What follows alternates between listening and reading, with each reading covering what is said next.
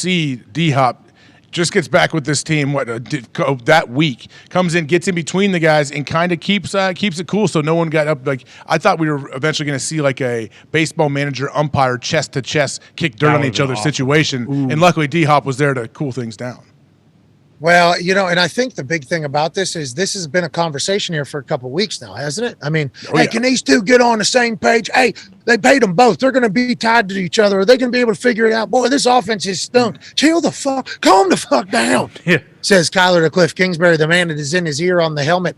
And I think like the interesting thing about that is you can read into it as much as you want. You can say, oh, it's just two competitive people. Or you can think to yourself, like, there had to have been something that has led to this point. So have they been, all good together for the last couple of weeks as these stories have unfolded about maybe them not being on the same page? First half stumbles, second half they do well. Why is that? How is that? Why is the offense so inept? It's just like I'm intrigued by it all, because if you're the owner paying people and you lock down the GM and the head coach, a lot of money. I think it's big money. Yeah. I think it's big money. Guaranteed. They have the same, guaranteed no matter what happens. Guaranteed no matter what happens. They have the same gripe that old Cuzzy, Kyler's agent that wrote that letter and put that letter out. They have the same exact. Steve Keim and Kliff Kingsbury have all those same stats that say team got better, won a playoff game, won 11 games, we got better every single year, like Kyler's agent did. Womack, I think his name was. He wrote that letter. Kliff's publicly. Agent as well, too, right? Don't Kliff and Kyler have the same guy? Yes. Yeah. But I think everything that Kyler said in that thing, Kliff is probably saying as well. And so is Steve Keim. But you would think that whenever you pay these people, hey, let's see if they all get along.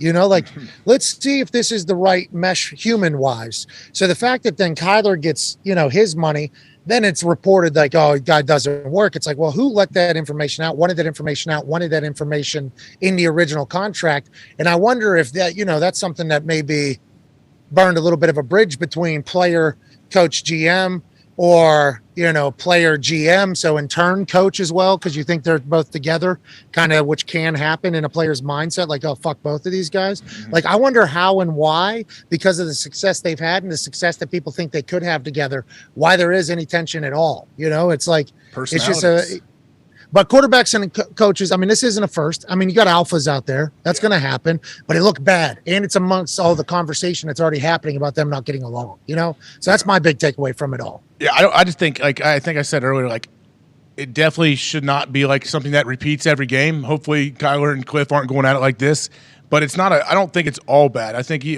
Fitzpatrick mentioned at halftime, he loved to see emotion from Kyler, because it's true. Kyler, a lot of times, is just like a unique dude. Yeah, he's very calm, and no matter what the situation. So to see this was a bit jarring, I guess. Made you feel like, okay, at least this guy definitely cares about the team. He wants to win. He's pissed. He may be emotional, maybe upstaging his head coach a bit. And I think Kliff actually handled himself well, because Kliff's initial reaction was probably like, are you kidding me? To go right back at him. Yeah. But then he realized, hey, I'm the head ball coach of this team. I have to kind of set the tone. It's a message to everybody. Yeah, it's a message to everybody. I think, because D-Hop, so do you think D-Hop has experienced this in years past? Yeah. Or do you think he came back after a 6-year suspension or 6-game suspension and he's like, whoa, this is a much different vibe. The last this is a much different vibe. 4 days. You think these 4 or 5 days, he's like, oh, okay, this is not what I expected. Holy shit, these dudes actually don't like each other. It's like it's a very, what if that is what D-Hop had whenever he first came back, like that first day? He's like, oh, happy to be back, guys. And then all of a sudden you go to your first, whatever, pat and go. And Kliff's like, all right, Kyler, let's do this. Kyler, no, I'm actually not. I'm going to do this. What? Oh, shit.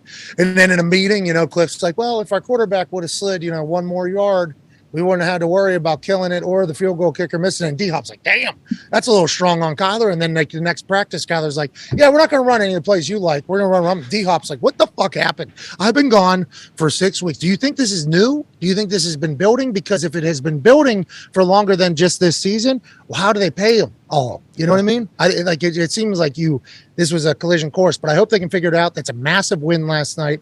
We shouldn't be talking about this. We shouldn't be distracted by the fact that there was a little dust up between a couple alphas on a football field. But then Christian McCaffrey gets traded, and then there's really no conversation that the Cardinals, hey, playing football. Oh, yeah. Right. Two pick sixes right before the half. I mean, that's the game right there. Cardinals playing good football. I mean, honestly, Andy Dalton had a great drive to lead it there. I thought he was going to have a night. I thought I was good with the Saints pick plus 2.5. I felt very good about the way that game started. And then things just started unraveling. And that was one of the most picture perfect jump, dive, flip, back bumps I've ever seen in my life, let alone that shot from Andy Dalton from the side with him just in the back. I mean, it was a beautiful thing to kind of watch that Cardinals defense, who has been, I think, people have been talking a lot of shit about. Yeah, there it is. That is amazing. I love everything about that. Old Andy Dalton's face says it all. You know, God darn it. And then old buddy living his best life.